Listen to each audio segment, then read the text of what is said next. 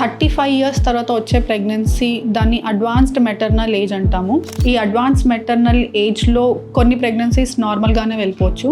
But complications ఎలా ఉండొచ్చు అంటే అబార్షన్స్ అవ్వచ్చు, క్రోమోజోమల్ అనామలీస్ ఉండొచ్చు, మదర్కి డయాబెటీస్ రావచ్చు, హైపర్ టెన్షన్ రావచ్చు, ఒక్కొక్కసారి ట్విన్నింగ్ అయ్యే అవకాశం కూడా ఉంటుంది.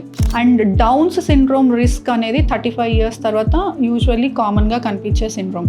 సో ఈ అడ్వాన్స్ మెటర్నల్ ఏజ్ తోటి వచ్చే కాంప్లికేషన్స్ని ప్రివెంట్ చేసుకోవాలి అంటే ప్రెగ్నెన్సీ డిటెక్ట్ అయిన వెంటనే గైనకాలజిస్ట్ దగ్గరికి వెళ్ళి ఫోలిక్ యాసిడ్ సప్లిమెంట్స్ తీసుకోవటము, జనరల్ లైఫ్ స్టైల్లో మోడిఫికేషన్స్ తెచ్చుకోవడము, అంటే like excessive sugar, excessive salt తీసుకోకుండా రెగ్యులర్ ఎక్సర్సైజ్ చేసుకుంటూ ఉండాలి.